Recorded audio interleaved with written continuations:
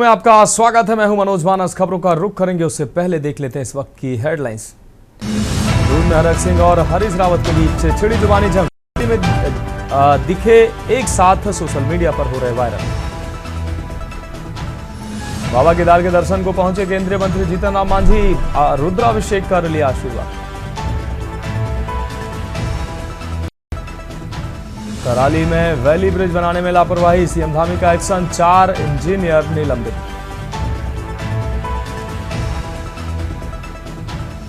रोहित नेगी हत्याकांड पर मंगलौर बॉर्डर पर मुख्य आरोपियों के साथ पुलिस की मुठभेड़, दोनों के पैरों में लगी गोली।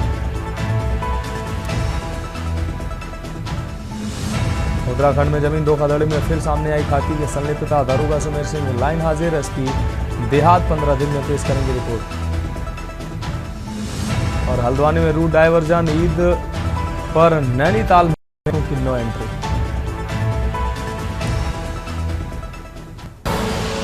आप देख रहे हैं के न्यूज, खबरों का साथी।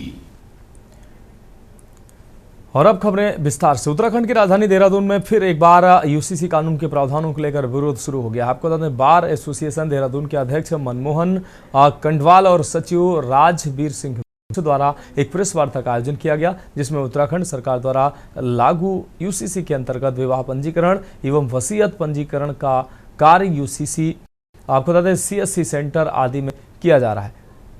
कांडवाल ने कहा कि यह काम पहले अधिवक्ताओं द्वारा किया जाता था। बार एसोसिएशन अध्यक्ष द्वारा बताया गया कि वो लोग यूसीसी विरोध नहीं कर रहे हैं। पूर्व में शासन द्वारा विकल्प के रूप में रजिस्ट्रार कार्यालय में कार्य प्रारंभ किए जाने का आश्वासन दिया गया था, जो कि अब तक लागू नहीं हो पाया है। उत्तराखंड सरकार द्वारा जल्द ही पेपरलेस रजिस्ट्री शुरू होने जा रही है, जिससे अधिवक्ताओं, राइटर, स्टाम्प बेंडर और टाइपिस्ट का काम प्रभावित हो रहा है, जिनकी उत्तराखंड में 50,000 संख्या के लगभग है। इसी का विरोध करते हुए अब 10 को प्रदेश की समस्त बार एसोसिएशन के देहरादून बार एसोसिएशन के नेतृत्व में सचिवालय का घेराव करेंगे, जिसको लेकर सियासत ने जोर पकड़ लिया है।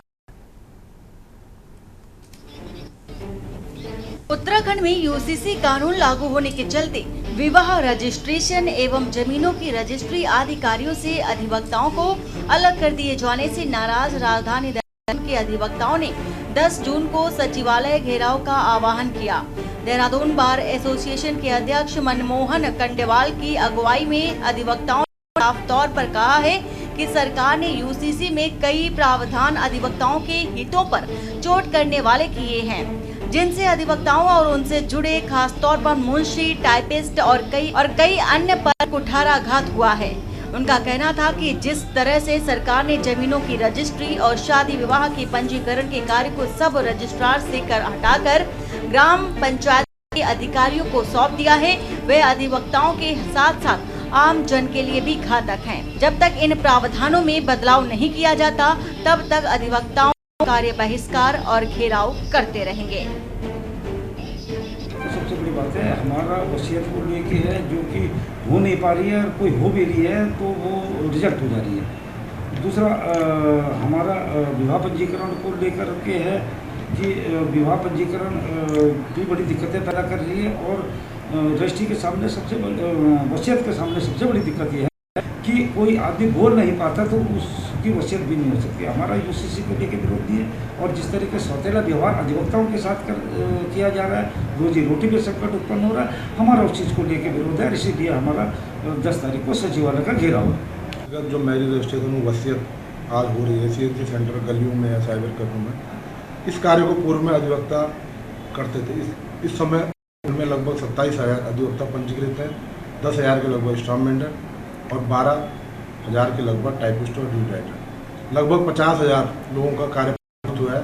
तो देहरादून बार एसोसिएशन ने निर्णय लिया है पूरे प्रदेश के बार एसोसिएशन से संपर्क करके बार एसोसिएशन के नेतृत्व में तमाम प्रदेश के अधिवक्ता इस कार्य को अधिवक्ताओं से छीने जाने के कारण 10 तारीख को सचिवालय का घेराव करने जा रहे हैं। रजिस्ट्रेशन के रिगार्डिंग आ रही हूँ, और मुझे 3-4 दिन हो गए आते हुए, बट इनका साइट ही नहीं चलता है। इतने परेशान हो गए हैं हम इस चीज़ से। साथ में मैं अपने छोटे से को भी लेके आ रही हूँ, ओला उबर करके यहाँ आ रही हूँ, फिर यहाँ आके पता चलता है कि इनका साइट ही नहीं चल रहा है। अब पैसा तो हमारा खराब हो ही रहा है, लेकिन हमारा टाइम भी तो खराब हो रहा है। तो हमें कोई पर्टिकुलर टाइम बता दिया जाए कि इस टाइम हमारी साइट चल रही है, तो हम उस टाइम आ जाएं। बट कोई कुछ बताता ही नहीं है कब साइट चल रही है, कब साइट नहीं चल रही है। हमारे जो विटनेस हमारे साथ आते हैं वो भी तो वर्किंग है, उनको हम लेके आ रहे हैं ऑफिस से, वो कर रहे हैं, और यहाँ आके पता चलता है कि साइट ही नहीं चल रही है। तो इस बात का जवाब कौन देगा हमें? वहीं एसोसिएशन पदाधिकारियों ने कहा कि अधिवक्ताओं के हितों के खिलाफ होने वाले काम स्वीकार नहीं किए जाएंगे। बार एसोसिएशन ने कहा कि केंद्र सरकार एडवोकेट्स अमेंडमेंट एक्ट बिल में अधिवक्ताओं के हितों के खिलाफ संशोधन करने की योजना बना रही है। उत्तराखंड सरकार की ओर से लागू समान नागरिकता संहिता में विवाह पंजीकरण, उत्तराधिकार अधिनियम एवं वसीयत का पंजीकरण करने में अधिवक्ताओं को इस प्रक्रिया से रखा गया है।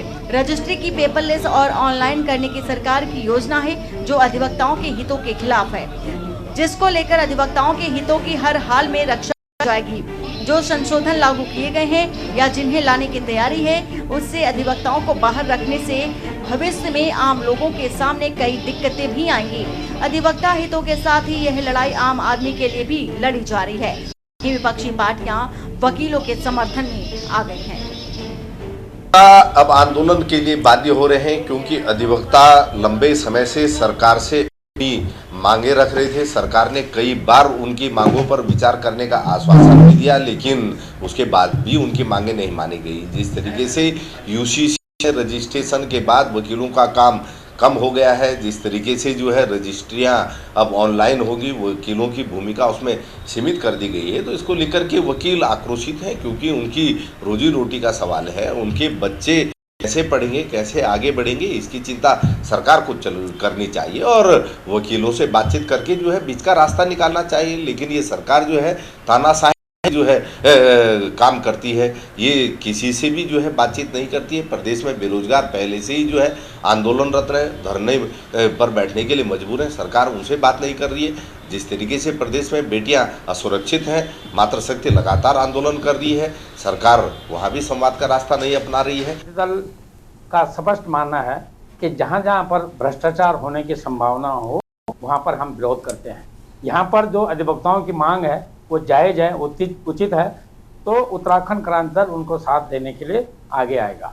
मेरा मानना है कि ऑनलाइन जो रजिस्ट्रेशन है वो शिक्षा क्षेत्र में या यात्रा के लिए या इसी प्रकार के अन्य कोई और कार्रवाई के लिए करना तो एक सुविधा हो सकती है, लेकिन खास तौर पर जहाँ पर जमीनों का रजिस्ट्रेशन हो, जहाँ विवाह संबंधी विवाह संबंधी रजिस्ट्रेशन हो, ये रजिस्ट्रेशन ऑफलाइन ही होने चाहिए ताकि एक सुदृढ़ और व्यापक सत्यता के साथ इनका रजिस्ट्रेशन किया जा सके। अधिवक्ताओं को भी समझना चाहिए कि जनहित के निर्णय ही ले रही है, जो भी निर्णय ले रही है हमारी धामी सरकार। पेपरलेस एक्टिविटीज़ होती हैं तो पर्यावरण को भी लाभ होता है, और दूसरी बात यह है कि ऑनलाइन अगर रजिस्ट्रेशन होता है तो आम जन को किसी भी परेशानी का सामना नहीं करना पड़ता है। अपने घर में बैठे बैठे वो सारे प्रोसीजर को ऑनलाइन तरीके से पूरा कर लेते हैं।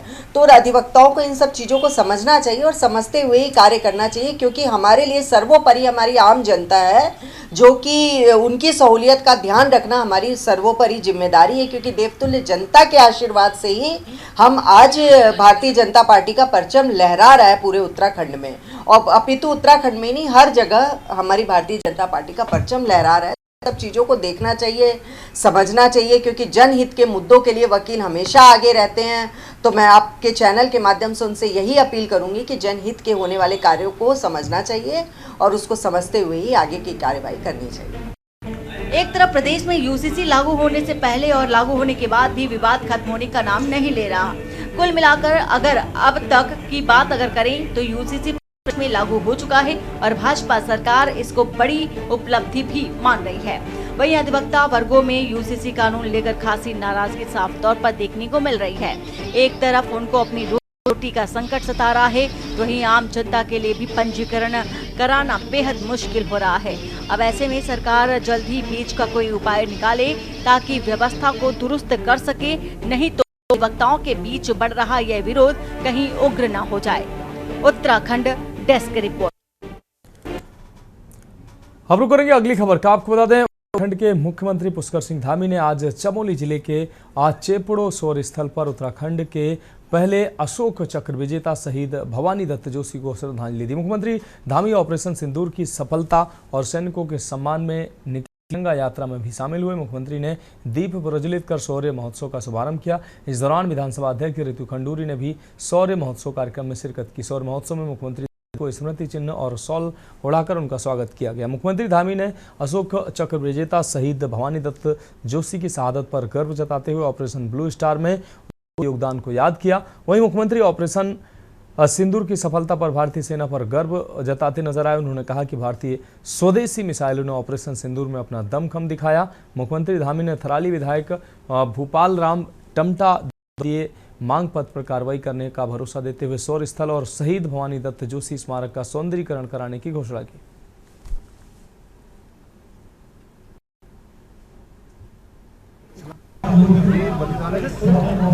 भवानी दत्त जोशी जी के यहाँ पर शौर्य दिवस के रूप में और एक मेले के रूप में यहाँ पर दिवस मनाया जाता है।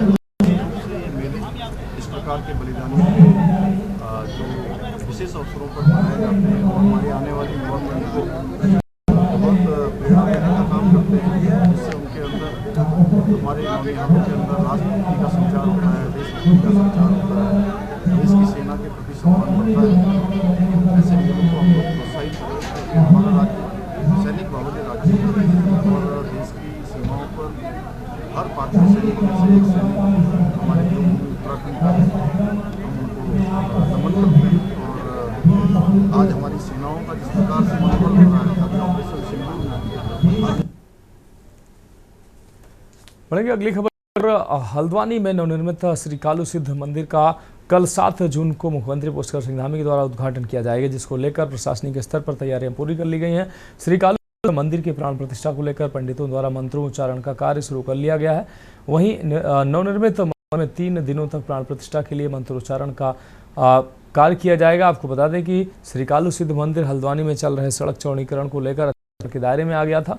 मंदिर को शिफ्ट करने को लेकर लंबे समय से नए स्थान की तलाश चल रही थी। वहीं श्री कालू सिद्ध मंदिर के बराबर में नए स्थान मिलने पर मंदिर निर्माण किया गया, जिसमें प्रशासन और सरकार द्वारा भव्य मंदिर का निर्माण पुनः करा लिया गया है। नवनिर्मित मंदिर में मूर्तियों को विधिवत तरीके से स्थापित कर दिया गया और मुख्यमंत्री पुष्कर सिंह धामी के द्वारा मंदिर का उद्घाटन होने पर आम भक्तों के दर्शनों के लिए मंदिर को खोल दिया जाएगा। वहीं ने तय कार्यक्रम में हल्दूचौड़ा के गंगापुर में नई गौशाला के लिए चयनित भूमि का शिलान्यास करेंगे, जिसको लेकर प्रशासन ने सारी तैयारियां पूरी कर ली हैं। जैसा कि आप जानते हैं कालू सिद्ध मंदिर हल्द्वानी का प्राचीनतम मंदिर है और श्री महाराज जी और शासन प्रशासन के तत्वावधान में इसका पुनर्निर्माण करके शिफ्टिंग के लिए इसका कार्यक्रम सुनियोजित किया गया और अब आज 6, 7, 8 में वर्तमान में मंदिर के प्राण प्रतिष्ठा कार्यक्रम किया जा रहा है और हल्द्वानी के विद्वान आचार्य डॉक्टर भुवनचंद त्रिपाठी जी के सानिध्य में ब्राह्मण वर्गों द्वारा मंदिर का प्राण प्रतिष्ठा कार्यक्रम किया जा रहा है। आप देख रहे हैं ये जो कालू सिद्ध महाराज जी का मंदिर है उसकी प्राण प्रतिष्ठा का कार्यक्रम तय हुआ है और उसमें माननीय मुख्यमंत्री जी का आगमन यहाँ पर हो रहा है। इसके तहत हमारी गौशाला का जो नगर निगम की गौशाला है उसका लोकार्पण और भूमि पूजन शिलान्यास उसका भी कार्यक्रम है, जिसकी तैयारियां चल रही हैं। मुख्यमंत्री जी के द्वारा कल 7 तारीख में कालू सिद्ध मंदिर में प्रतिष्ठा कार्यक्रम में प्रतिभाग किया जा रहा है। उसी के संबंध में तैयारियों का जायजा लिया जा रहा है। समस्त तैयारियां माननीय मुख्यमंत्री जी के कार्यान्वयन की जा रही है। बढ़ेंगे अगली खबर की ओर। खबर हल्द्वानी से। हल्द्वानी के आपको बता दें MBPG ग्राउंड में 7 जून को श्री श्याम युवा मित्र मंडली के द्वारा श्री श्याम संकीर्तन उत्सव का आयोजन किया जा रहा है, जिसमें विश्व विख्यात भजन सम्राट कन्हैया मित्तल, परमिंदर फलक एवं विवेक शर्मा के भजनों की धूम रहेगी। आयोजन में कन्हैया मित्तल अपने मधुर भजनों से श्रोताओं को मंत्रमुग्ध करेंगे। आपको बता दें कि शाम 7 बजे से MB ग्राउंड में भव्यतापूर्वक कार्यक्रम आयोजित किया जाएगा, जिसमें पहली बार आयोजित हो रही श्री श्याम संकीर्तन महोत्सव को लेकर आयोजक मंडली में उत्साह का माहौल है। तो वहीं विश्वविख्यात भजन सम्राट मित्तल के कीर्तनों को लेकर हजारों की संख्या में भीड़ रहने की संभावना है।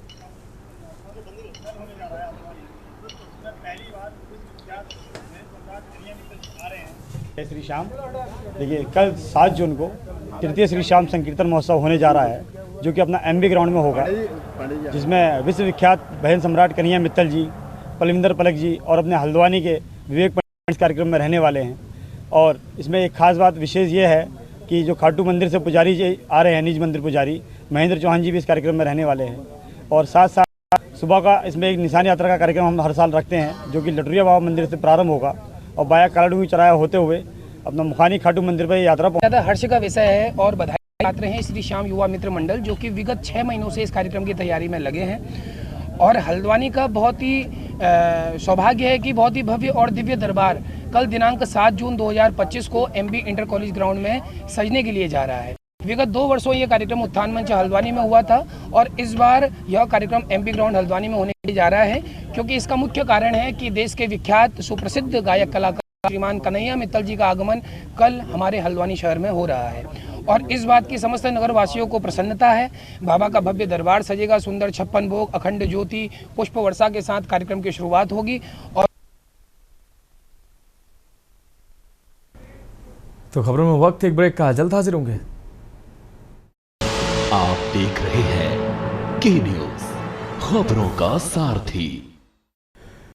ब्रेक के बाद उत्तराखंड की खबरों में एक बार फिर से आपका स्वागत है। उत्तराखंड में पंचायत चुनाव को लेकर सरकार गंभीर रूप अपनाए हुए है। भाजपा के प्रदेश प्रवक्ता हनी पाठक ने बयान देते हुए कहा कि चुनाव में देरी की वजह कई तकनीकी और सामाजिक पहलुओं से जुड़ी समस्याएं हैं। उन्होंने कहा कि नया परिसीमन लागू हुआ है, साथ ही ओबीसी आरक्षण जैसे संवेदनशील विषयों को भी ध्यान में रखना आवश्यक है। सरकार ने अपनी जिम्मेदारी निभाते हुए एक उच्च स्तरीय समिति का गठन किया है, जिसमें कैबिनेट मंत्री सुबोध उनियाल को अध्यक्ष और मंत्री रेखा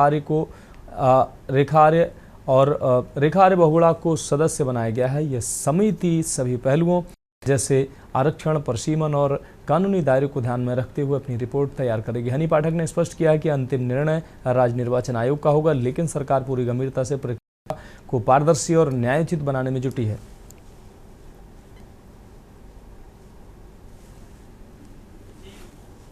देखिए, ये जो पंचायत चुनाव है इसको लेकर हमारी सरकार गंभीर है और गंभीरता पर विचार कर रही है। कई पहलुओं को देखना होता है, जैसे परिसीमन नया बना है और ओबीसी आरक्षण है। इन सब चीजों को समावेश करने के बाद ही चुनाव हो सकते हैं और ये कार्य वैसे तो चुनाव आयोग का रहता है कि चुनाव आयोग हमें जिस दिन आदेश देगा उस दिन हम चुनाव करवा लेंगे, लेकिन जो ये पेच फंसे हैं सब चीजों को लेते हुए सरकार ने जो सरकार की जिम्मेदारी है वो कार्य किया है।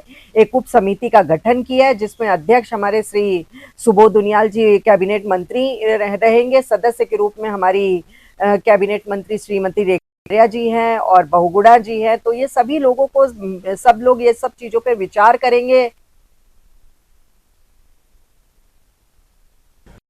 रामनगर के राज्योत्सव ग्राम पुछड़ी में जिला विकास प्राधिकरण द्वारा कई ग्रामीणों को कारण बताओ नोटिस जारी किए जाने के बाद क्षेत्र में दहशत का और आक्रोश का माहौल है। इस कार्रवाई के विरोध में ग्राम प्रधान प्रतिनिधि हाजी मोहम्मद शकील अंसारी के नेतृत्व में ग्रामीणों ने रामनगर विधायक दीवान सिंह बिष्ट को ज्ञापन सौंपा है। विधायक ने मामले को गंभीरता से लेते हुए प्राधिकरण अधिकारियों से दूरभाष पर वार्ता कर जानकारी ली और आश्वासन दिया है कि यदि आवश्यक हुआ तो शासन स्तर पर चर्चा, प्राधिकरण एक्ट में संशोधन का प्रयास किया जाएगा। साथ ही मुख्यमंत्री पुष्कर सिंह धामी को इस मामले में अवगत कराया जाएगा। ग्राम प्रधान प्रतिनिधि ने बताया कि वर्ष 2021 से पहले ग्रामीणों को भवन नक्शा पास कराने का अधिकार ग्राम प्रधानों के पास था, लेकिन अब मामूली छप्पर डालने वालों को भी नोटिस दिए जा रहे हैं, जिससे ग्रामीण चिंतित हैं।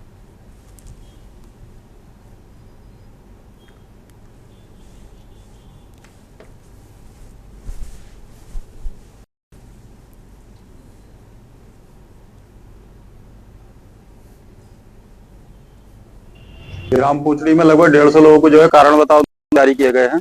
उन लोगों को भी नोटिस जारी करे गए हैं जिनके छप्पर हैं, रजिस्ट्री की जमीन पर रहते हैं। जिन लोगों के पक्के मकान नक्शा पास हुए हुए हैं ग्राम प्रधान के 15 मार्च 2000 से पहले, उन लोगों को भी नोटिस जारी किए गए हैं। विधायक जी द्वारा आश्वासन दिया गया है कि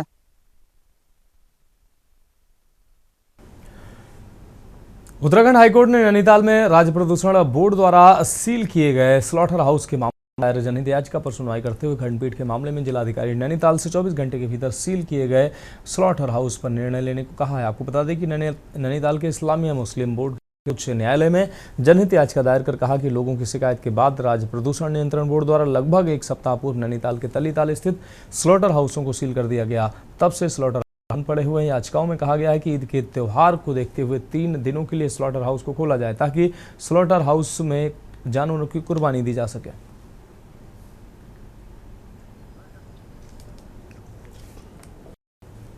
ये याचिका इस्लामिया मुस्लिम की तरफ से दिया था, क्योंकि पालिका उसका ओनर है, नगर पालिका ने उसके ड्यूज जमा नहीं कर रहे थे, काम पूरा नहीं कर रहा था, इसलिए पॉल्यूशन बोर्ड ने उनका सील कर दिया था। कोर्ट से हमने सिर्फ इतनी डिमांड करी कि ईद के लिए सिर्फ मात्र 3 दिन के लिए हमारी कुर्बानी होती है, शहर में गंदगी ना हो तो उसके लिए खोला। तो कोर्ट ने पॉल्यूशन बोर्ड और नगर पालिका हम सबको सुन के 24 घंटे के अंदर डीएम के लिए आदेश करें कि उसे डिसाइड करें।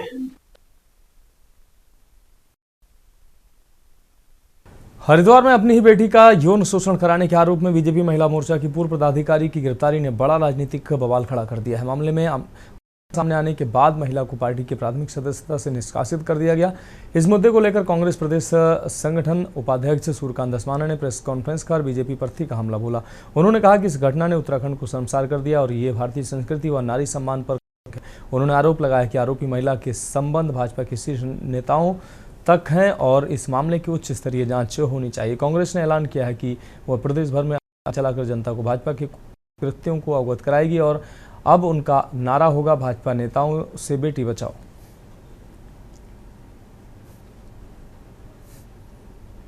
अपने पुरुष मित्रों से 13 वर्षीय बात नहीं है, ये एक बहुत बड़ा मामला है।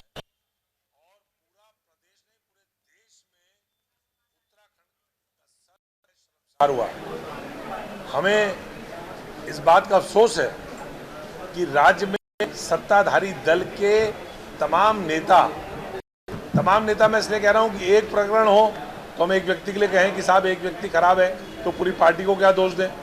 चंपावत से लेके सल्ट से लेके काशीपुर से लेके रुद्रपुर से लेके उत्तरकाशी से लेकर देहरादून से लेकर अब हरिद्वार में जिस प्रकार का प्रकरण आया है, अंकिता भंडारी के मामले में पहले ही भारतीय जनता पार्टी जले हुए थे।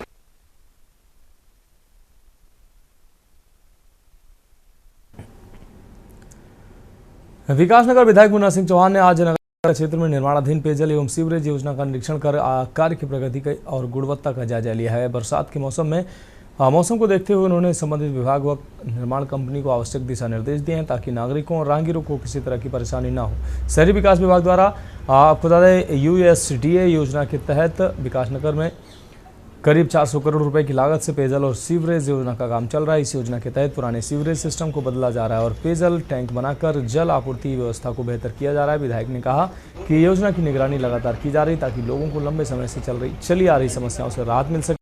वहीं वार्ड सभासद सुमन ने प्रदेश सरकार और विधायक के प्रयासों की सराहना करते हुए कहा कि जल्द ही शहरवासियों को पेयजल और सीवरेज की परेशानी से मुक्ति मिलेगी। हमारी विधानसभा में पालिका क्षेत्र विकासनगर में जो इतनी बड़ी योजना चल रही है और हमारे विधायक जी और हमारे जो भी प्रशासन अधिकारी हैं सब पूर्ण रूप से सहयोग कर रहे हैं और जनता भी हमारा साथ दे रही है। किस किस तरह की योजनाएं चल रही हैं और क्या क्या इसमें बनना है? पेयजल की योजना है और शिविर की है, बाकी 24 घंटे पानी रहेगा। लोगों के घर बढ़ रहे हैं तो इससे पानी की बहुत ज़्यादा समस्या थी पहले, लेकिन अभी इसके बनने से सारी समस्या खत्म हो जाएगी। आज हम लोगों ने USDA का जो प्रोजेक्ट चल रहा है इसमें हमारे जो मैनेजर हैं USDA के और हमारा जो वेंडर है EMS के उसके प्रोजेक्ट मैनेजर हैं और उनके तमाम सारे फील्ड स्टाफ हैं, तो इसको हम लोगों ने जहाँ जहाँ जो काम चल रहे हैं उसका निरीक्षण कर रखा है। एक तो उसकी प्रगति जांचने के लिए कितना हो रहा है, कहीं कोई वर्किंग डिफ़िकल्टी तो नहीं है, ग्राउंड जीरो पे कोई किसी प्रकार की कोई अवरोध तो नहीं है। और तीसरी बात यह है जो काम हो रहे हैं, जैसा हमने परसों चौथे भी बैठक की कि जो आसन्न रेनी सीजन है, बरसात है, उसके दृष्टिगत अब ये तो सही बात है कि इतना मेजर प्रोजेक्ट चल रहा है तो बड़े पैमाने पर खोटी वगैरह सब हो ही रही है, लेकिन साथ ही साथ ये भी सुनिश्चित किया जाएगा कि कम्यूटर्स को, आने जाने वाले लोगों को, गली मोहल्ले वालों को आने जाने में भी कोई कठिनाई ना हो। उसमें ये जरूर है, मैं आप लोगों से, पत्रकार मित्रों से भी आग्रह करूंगा कि कुछ चीज़ें समझने की भी है।